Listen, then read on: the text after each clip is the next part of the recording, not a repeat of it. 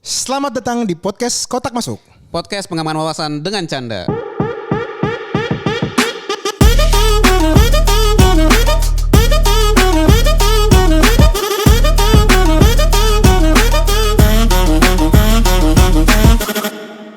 Hola. Halo semuanya, kembali di podcast Kotak Masuk Kembangan wawasan dengan canda. Ni hao maniko. kita sekarang nih di episode sekarang nih bukannya mau buru-buru ya, gengs. Memang kita ngebuat podcast Kotak Masuk sekarang lebih compact aja nih, Lebih compact aja, yang penting message-nya nyampe, Iya. tapi tetap konteksnya kita bisa jelasin lah. Karena bukan kenapa-napa, narasumber yang itu lagi pada sibuk akhir-akhir ini nih. Ya makanya nih, moga-moga mungkin setelah gua balik, ya kan, kita bisa agak lebih sering untuk take podcast. Iya. Jadi kembali ke season 1 kan kita, satu kali episode. Banyak. 30 menit. Banyak. Tapi kayaknya sebelum lu balik Gua mau Fikri harus ke sana. Oh, Kita iya, nge-tag iya. podcast Kotak Masuk di sana. Ditunggu. Iya dong. Cuman kalau kita ngomongin ini nih, akhir-akhir ini nih, gue dengar ada satu yang bangkrut nih. Gue takut banget nih. Apa tuh? Kan episode sebelumnya kita ngomongin tentang IPO nih, kayak XX1, Yeah. terus ada kayak perusahaan yang wine kemarin, ya kan. Tapi gue ngeliat sekarang tuh ada satu perusahaan China yang tutup nih, Evergrande. Dia tuh apa sih istilahnya? Evergrande. Lo tau gak sih kenapa ditutupin? Tahu sih, tahu sedikit banyak tahu lah ya. Tahu dikit lah gitu. Di kampus tuh dibahas gak? Guys kan soalnya kalau di Indonesia kan lo ngeliatnya TikTok kan. Guys ada yang happening. Kalau lo kan pasti kan ngomongin yang kayak gini-gini dong. Ya, enggak beda kan. Kan kalau gue lebih banyak sustainability. Okay. Kalau ini kan lebih ke fenomena ekonomi gitu. Jadi ini menarik sih Bang, karena ini bisa merubah peta dunia nih. Kenapa? Emang dia nih siapa nih? Evergrande ini siapa nih? Jadi Evergrande itu perusahaan properti di Cina. Oh, oke. Jadi sebenarnya dia konglomerasi. Punya banyak bisnis, tapi memang sejak tahun 2000-an itu yang paling berkembang adalah properti. Kenapa? Karena kalau lu lihat, kita pernah kan ke Cina kan? Pernah. Ke daerah Shanghai sama Chengdu. Nah, lu kan melihat di situ kan bangunan-bangunan pencakar langit itu kan Tinggi, banyak kan? Banyak men. Nah, jadi memang karena ambisi pemerintah itu, bukan banyak ya, maksudnya ada beberapa pihak yang memang memanfaatkan ambisi pemerintah itu. Jadi untuk membangun jadi developer. Tapi di mana ada nggak?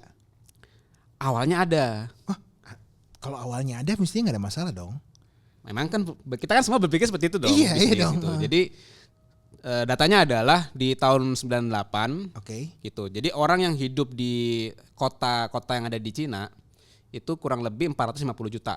Banyak men. Banyak, tetapi jumlah penduduknya jauh lebih banyak sebenarnya, ya kan? Oh, berarti ini bukan di kota sisanya. Sisanya bukan di kota gitu. Oke. Nah, dengan adanya pertumbuhan ekonomi, bangun manufaktur apa segala macam, orang tuh jadi pengen hidupnya meningkat. Gitu kan. Sehingga demand terhadap properti di kota jadi meningkat. Gitu kan. Nah, tahun 2010-an itu sudah sampai ke angka 900 juta Di kota. Wow. gitu. Jadi kan orang pada saat pemerintah menggalakkan kita akan menggerakkan ekonomi, properti developer ini kan langsung gua harus nyari tanah nih. Ini market yang bagus. Bagus karena masih 450 juta. Iya. Sementara populasi 1M gitu kan. Nah, sisanya nih kan kemungkinan pasti bakal ke kota dong. Nah, itu akhirnya mereka dari situ berlomba-lomba untuk mencari tanah gitu, terus bangun properti segala macem. Nah, kenapa gue bilang awalnya ada demand-nya? Karena memang awalnya masuk tuh ada penjualan properti gitu, Okay. tek sampai di akhir 2010-an menjelang 2020. Nah, si company developer ini termasuk si Evergrande ini bikin properti nggak ada yang beli. Oh, yang bener lu. Bener. Gitu. Gimana sih? Kok kenapa nggak ada yang beli? Sorry, tadi kan lu bilang kan mereka butuh rumah di tengah kota. Ya, jadi ada satu hal yang bikin mereka mau nggak mau mereka harus bangun. Iya. Pertama adalah bisnis modelnya. Jadi gini, properti developer ini akan mencari tanah, ya kan? Mencari tanah, beli tanah, kan uangnya belum ada nih. Mereka harus gimana caranya? Minjem ke bank. Minjem ke bank, Iya. ya kan? Minjem ke bank, belilah sepetak tanah. Iya. Nah, kemudian mereka akan dapat duit dari penjualan propertinya Iya, gitu kan. iya, Tapi kan iya. penjualan properti itu kan cashnya nggak 100% langsung balik Ya, kan. betul. Nah, jadi karena modelnya seperti itu, mereka dapat DP nih. Nah, DP ini tuh dibuat untuk bayar utang bank ke bank. Nah, untuk bayar bunga lah. Untuk bayar bunga lah gitu. Nah, terus karena mereka udah tahu nih, wah ini cakep nih isi properti gua keisi banyak full. Insya Allah balik lah uangnya. Iya. Nah, dengan optimisme itu dia beli tanah lagi. Hah? Yang bener lu? Iya. Cina kan gede bang. Iya, gue tahu Cina itu gede kan. Jadi mereka harus berpikir gimana caranya gue mempercepat langkah gue. Expand lagi. Dia punya project properti lain. Pinjem uang lagi. Nah, anjir. Ada orang beli baru DP, ya minimal nih bisa nih buat bayar cicilan nih. Wow. Nah, terus dia pinjem lagi. Nah, itu jadi kayak bola salju. Utangnya numpuk sampai satu titik. Pemerintah Cina malah udah nggak bilang, lu udah nggak bisa minjem dari bank Cina. Ini sama Cina. Kayak mortgage-nya Amrik dong sebenarnya. Tapi mortgage nggak mirip tapi sih. Tapi diperjualbelikan. Barangnya sama properti. Iya. Cuman skemanya beda. Beda. Kalau yang di Cemiu ya. Correct me if I'm wrong. Yeah. Cemiu. Kalau di mortgage, kalau kita callback ke sana ya, ke ujung waktu pas krisis ekonomi properti Amrik, dia kan menjual belikan utangnya ini kan. Memperjualbelikan hutang. Memperjualbelikan hutang kan. Yeah. Kalau Evergrande ini berarti dia udah ngutang demi properti yang baru lagi. Iya. Buat gali lubang tutup lubang sebenarnya. Dia gali lubang, tutup lubangnya nggak dengan minjem, tetap ada porsi dari income dari pembelian customer properti, yang masuk. Dan gitu. Propertinya jadi kan? Propertinya jadi. Nah, tapi jadi nggak nutupnya ketika apa? Ketika lu udah mulai ngutang terus, iya. Pertumbuhan penjualan lo tuh mulai melandai gitu loh. Stuck.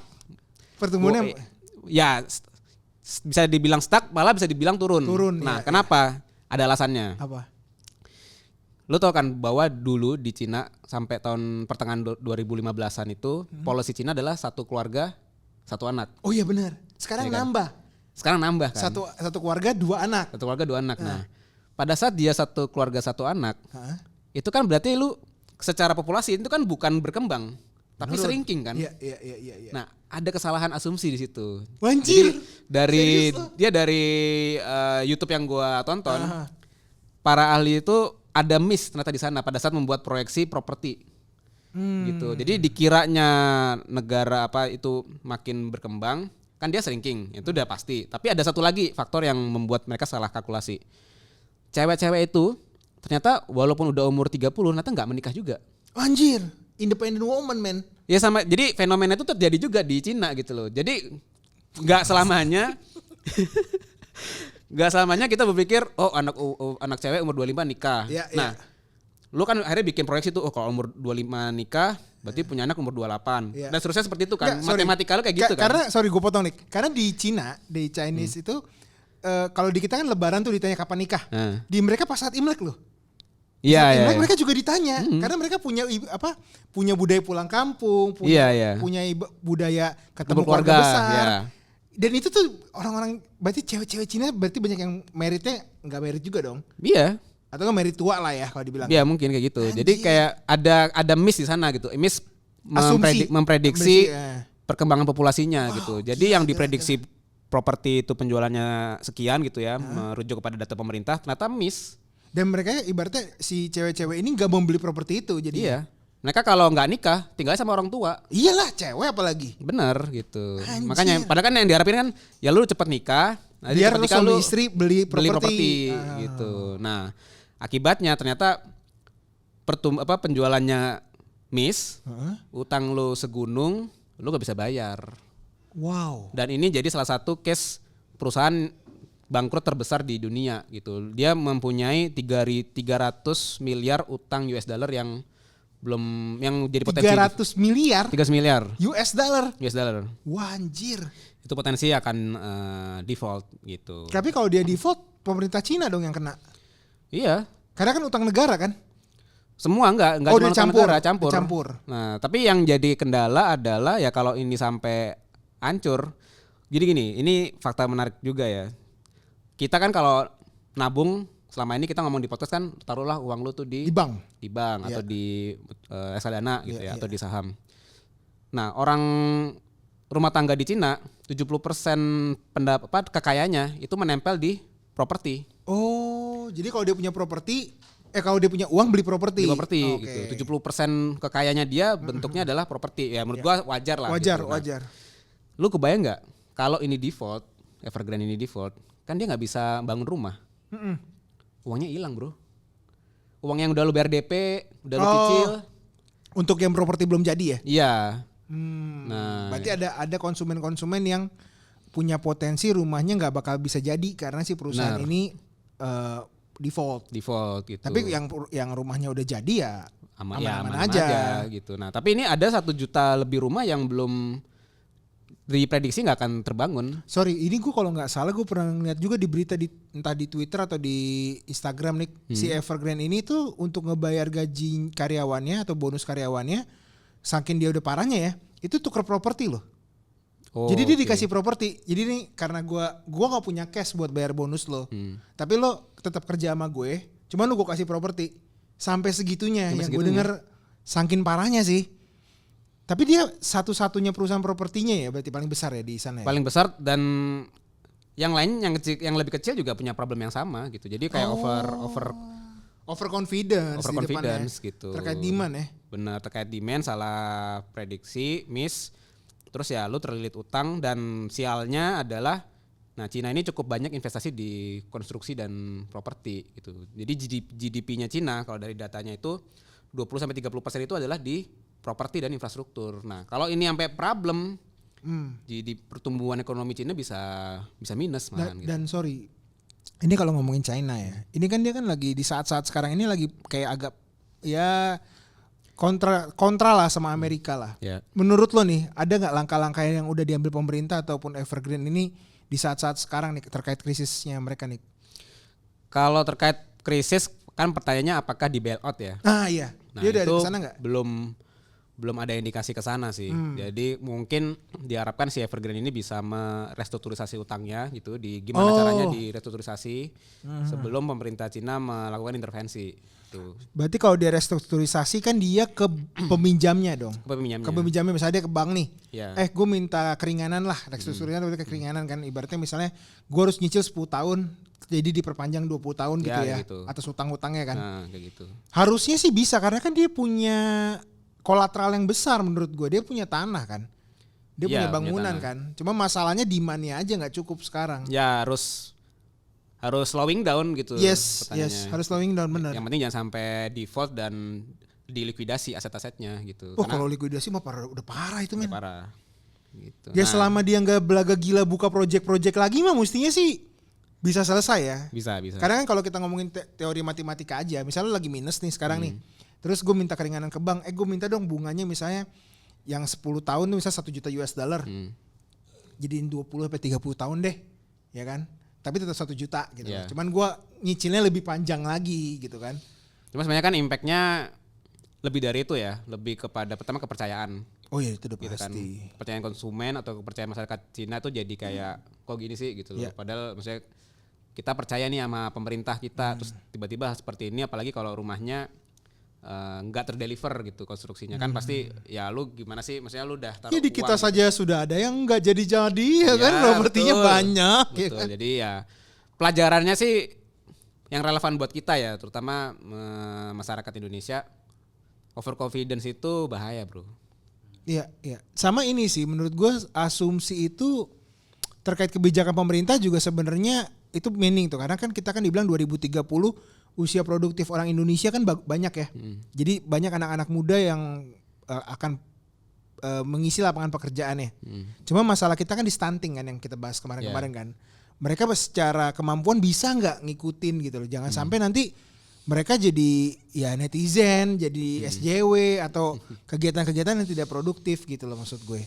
Gak apa-apa sih sebenarnya kalau itu kan bisa lah kita manage. Cuman yang nggak bisa lu kontrol kan sebenarnya keinginan kan. Gitu kayak gue pengen punya mobil, gue pengen punya rumah, padahal gaji berapa gitu loh. Kalau karena kejadian nih waktu COVID kan, yang sebelum kita tutup ya, lu nggak nyangka di layoff. Benar. Padahal lu udah nyicil rumah, lu nyicil mobil gitu kan. Teman-teman kita yang kerja di startup, mana nyangka sih tiba-tiba di layoff. Nah itu kan kejadian yang nggak kepikiran sebelumnya. Nah sekarang mungkin karena udah pernah kejadian pandemi, kita akhirnya mikir-mikir lagi nih. Kalau mau nekat jangan gila-gila amat gitu. Iya gitu, karena mesti prepare sekian persen kemungkinan terjadi krisis gitu loh. Jadi ya ambil decision yang sewajarnya aja lah gitu. Dan terkait properti mungkin terakhir dari gue ya, ketika lo memang bisa untuk melakukan cash, why not? Ya. Karena kita juga nggak tahu nih ini akan terjadi di developer Indonesia atau enggak. Kita kan nggak tahu bukunya mereka semua, belum tentu semua mereka open ya, kayak perusahaan terbuka gitu loh. Atau kalau nggak cash, kalau lu pengen misalnya punya aspirasi tinggal sendiri sama keluarga baru lu tanpa ngerepotin orang tua, ya lu kontrak gitu. Oh iya, sementara. Ya, yang penting bukan yang penting ya, tapi maksudnya kalau bisa ngutang itu nomor sekian lah gitu. Atau tadi jangan 70% di properti. Ya. Jadi lo jangan buat basket lu yang terlalu beresiko juga.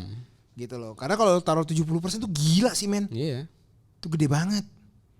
Oke, mungkin sekian dulu. Kita juga belum tahu, moga-moga kasus ini bisa selesai lah. Amin. Siap. Sampai ketemu di episode selanjutnya. Ciao. Bye-bye.